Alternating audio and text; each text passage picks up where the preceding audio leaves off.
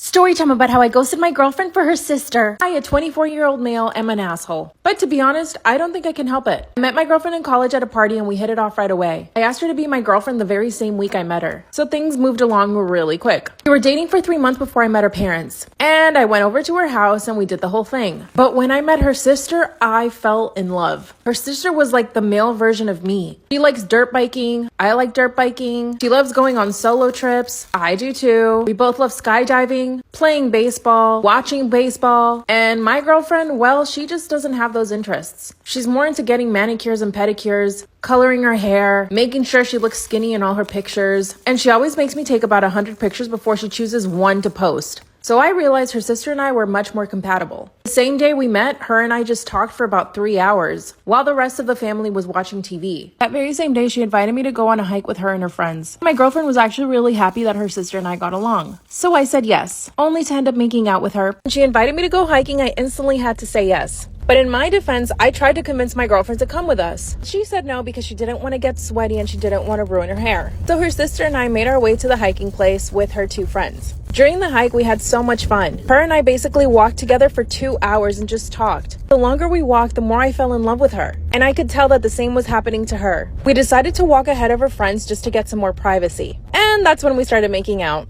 Then she instantly started to cry. She felt really bad for her sister. And I felt bad for her sister. But there was just nothing we could do about it. At least not then. When we got back to her parents' house, we decided not to talk about it or even talk to each other. My girlfriend and I went back to college and I didn't see her sister for another 2 weeks. She finally came over to visit and we decided to go to a house party. And this is when things get even more complicated. At the house party, my girlfriend decided to get really drunk. And she was being a brat. So her sister and I had to take care of her the whole night. When we finally took her back home after she was sick, her sister and I started making out again. While my girlfriend was blackout drunk on her bed, her sister and I were making out in the kitchen. I know, I'm an evil man, but I just couldn't help it. That's when I realized that I had fallen in love with my girlfriend's sister over the last 2 weeks. I couldn't believe it myself. That's when I decided to tell her in the kitchen that I couldn't see her sister the same way anymore, and that I kind of wanted to be with her. She told me there was no way that could ever happen and that she would never do that to her sister. Yet she was still making out with her sister's boyfriend. I asked her to tell me how she felt about me, and she basically told me she felt the same way. So over the next few days, I made a decision. I decided to ghost my girlfriend. I didn't have the balls to tell her that I had fallen in love with her sister. I mean, can you blame me? Of course, my girlfriend went nuts trying to contact me, so I ended up blocking her number. She came over to my apartment, but I didn't answer the door. That's when I called her sister up and told her that I was single. But now she's rejecting me and doesn't want to be in a relationship with me. I feel like an asshole because I ghosted my girlfriend and I fell in love with her sister. Now I'm the one ending up alone. Should I get back with my girlfriend or should I try to get with the sister? I've been waxing for several years now, so I'm pretty comfortable in this area. When I get first-time clients, I usually explain to them what to expect during the process and after. If you have recently shaved within the last 2 to 3 weeks, or if I kind of can tell that you're not going to get really smooth results your first wax, I do explain this to you so that there won't be any surprises. I like to be sincere and crystal clear. So I had a first-time client come to the salon. She had never gotten a Brazilian wax or underarm wax. She had recently shaved 14 days to be exact. My preference is 3 to 4 weeks, but the minimum is 14 days. So I said, okay, I'll wax you, but I'm going to make it very clear that you might not be really smooth today. I might leave teeny tiny hairs behind. This is due to the wax not being able to pick up those tiny hairs. Also, since they're really short, you are going to notice them sprout or seem longer than the new hairs that are growing in, and that's also normal. Just stick with the program, come back in 4 weeks, and eventually you will reach a nice, smooth, consistent regrowth. She was like, oh, that's fine. I'm going on vacation. I just want to start this process. I'm like, all right, as long as you're aware. So I start doing her wax. She keeps closing her legs, telling me to stop. I'm being as gentle as possible, but of course, it's not a comfortable thing, especially your first time. She ends up deciding that she only wants to get a basic Brazilian and not get the underarms. She goes, you can keep the rest as your tip. Now, 8 days later, I don't know where we went wrong. She messages the salon and asks if she can actually get the tip money back. My assistant goes, may I ask why? She goes, well, it's been 7 days and my husband says that there's hair down there and there's also hair left on my butt crack. Tony goes, yes, that's because you only got a basic Brazilian. You didn't get a full Brazilian. She goes, yeah, well, she should have done it if that's what I paid for. Tony explains to her that she, in fact, decided that she no longer wanted a full Brazilian and told me that I can keep the rest as a tip. The girl goes, yeah, but since it wasn't a service charge, I decided to give it to Yanni. I want that money back. We got a little busy in the salon. About an hour later, her husband then calls us and decides to threaten us because he really wanted that money back. We apologized for not getting back to them sooner, but we had gotten really busy at the salon. We decided not to give them their tip money back, mainly because of the way they treated us. We blocked their number, deleted them off of the accounts, and that was it for us. 3 months later, I see her sitting in my lobby, and I'm like, wait, is that her? She was wearing a mask, so I kind of didn't recognize her much, but in my soul, I'm like, that's her. She used a different name, so I'm like, no, it's not her. So I call her in the room to get ready. I go in after a few minutes, and I start making conversation like I always do with all my clients. She's like, you don't remember me, do you? I'm like, I kind of do, but do you want to refresh my memory? She goes, yeah. I was here a couple of months ago. I came before my trip, and I tipped you a lot of money. I'm like, oh yeah, I remember you, and your boyfriend and you called and harassed us. I'm like, I'm actually going to end this service right now because this is not how I run my business. She's like, no, Yanni, I just want to apologize to you. I went somewhere else and I hated how they waxed me, so I just wanted to come back and make things right with you. I don't even care about the tip money. You can keep it. I'm like, well, yeah, I kept it. So I'm like, do me a favor and get dressed. I'm not going to charge you for what I have done. At this point, I had only done half the service. She had pretty much gotten a bikini wax at this point. She's like, well, can you refer me to someone else? And I'm like, truthfully, I cannot, because that means I'm sending you to someone and you may also be problematic with them. She got mad, walked out, and called me a bitch on the way out. Am I wrong for calling out my sister for breastfeeding at my wedding? Oh, this is gonna piss me off. My 34 male sister gave birth 2 months ago. She brought the baby to mine and my wife's 23 female wedding. She breastfeeds wherever she goes. We visit her house, she'll breastfeed in front of us. Visiting our parents, she'll breastfeed. Going out in public setting, she'll sit on a bench on the park and breastfeed. Go out to a restaurant, she breastfeeds. Everywhere. I've never spoken on it because I know she'll get mad and offended, but when she did that on my wedding, I lost my cool. Dude, you're 34 years old? You don't understand that she is giving her child life? She is their sole source of nutrients. Is it breastfeeding? Yeah. She's going to feed at all those places because not only is it a feeding mechanism, it's a soothing. When the baby cries, they find comfort in breastfeeding. She's not going to just not breastfeed in front of people to be like, oh, I'm in public, I'm not going to breastfeed.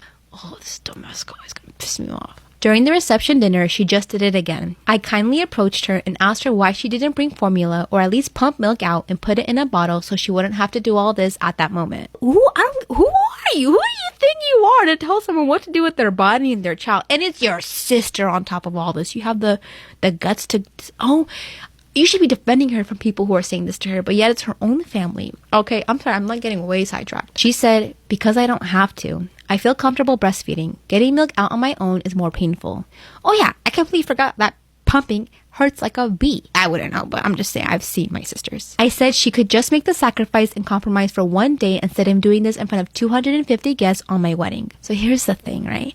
These other 250 guests don't care like you do because I assume that they're all grown adults and some of them have kids, so they understand that this is completely natural and not something to be ashamed of. She then said she can't do much about it now because the baby has to have her milk. I told her she should have been more thoughtful of that than instead of completely embarrassing herself and us by doing this. The only person being embarrassed right now is you. I told my wife what the deal was and she said that I'm an asshole and should immediately apologize to my sister.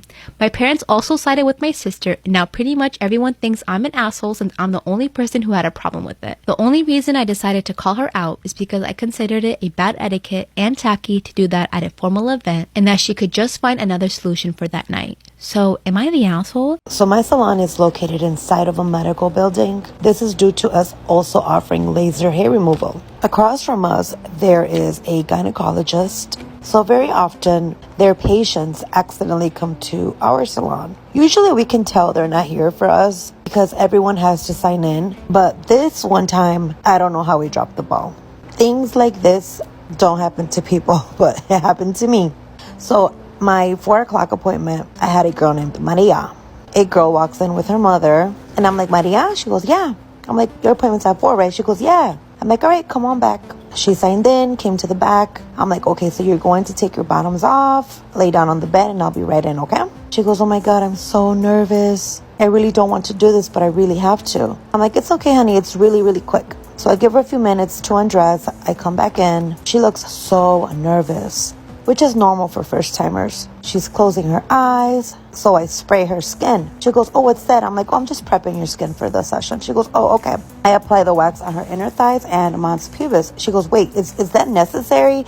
I'm like, well, yeah. I'm like, you booked the basic, right? She goes, I think, yeah, that's what my mom booked. She goes, but why is this necessary? Does it make your job easier? I'm like, a little confused at this point, right? I'm like, no, girl, makes your life easier. We both kind of laugh. She goes, do you like what you do? I'm like, oh my God, I love it. I do this every day, all day. She goes, whoa, a lot of people get this done all day long. I'm like, of course. It's like a normal thing now. She goes, whoa, I was feeling ashamed. I thought it was going to be just a pill and that's it. I'm like, a pill to remove your hair? She goes, no, a pill to get an abortion. I'm like, wait, what service did you book? She goes, my mom, she booked an abortion for me. I'm like, oh my God, girl, your name is Maria. I have a Maria at 4 o'clock. She goes, no, girl, I'm not getting a wax. I'm getting an abortion. I'm like, oh my God, girl, get dressed. You are across the hall from me. She jumped up, got dressed, and went across the hall.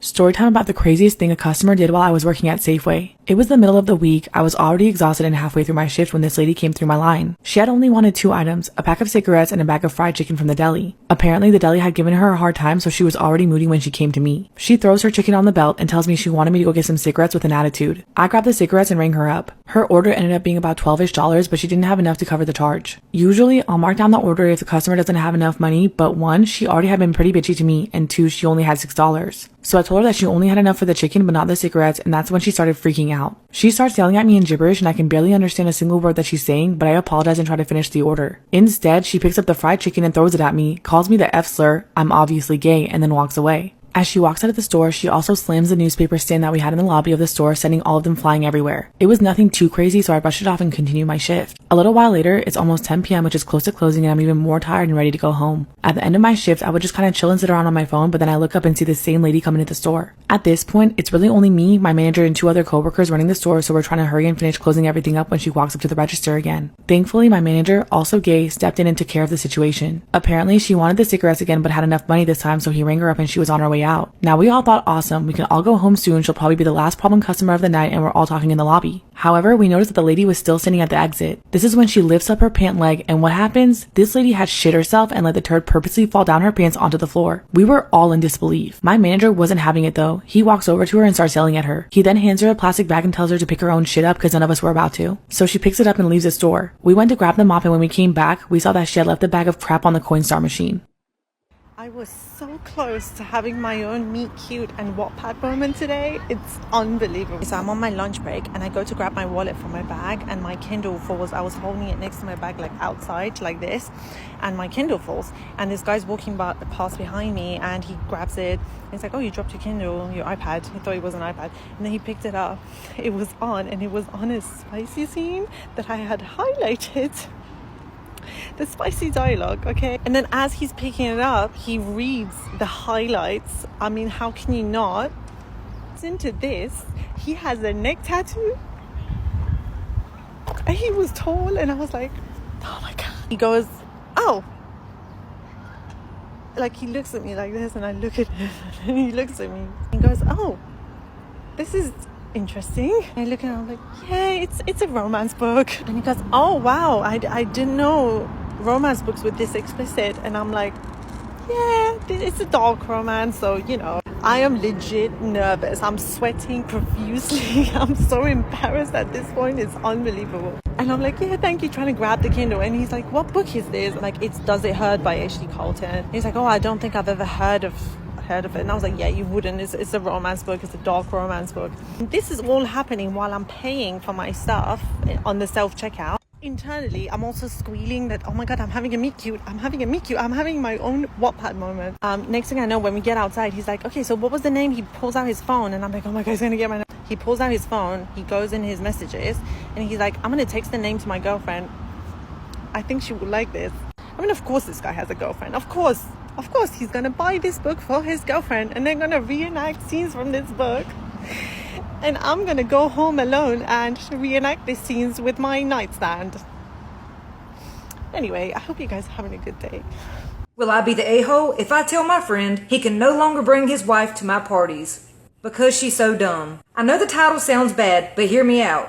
Jason and I have been good friends since high school. After he graduated college, he met Darlene. Darlene can be very sweet, but so dense. I honestly don't know what he sees in her. Actually, yeah, I do. She's one of the most beautiful women I've ever seen. But she's dumber than a bucket of hair. He's been with Darlene for 6 years. He always plays it off like she's joking. But guys, she's serious. She once called poison control when she took baby aspirin. Because it was for babies and not adults. I'm sorry.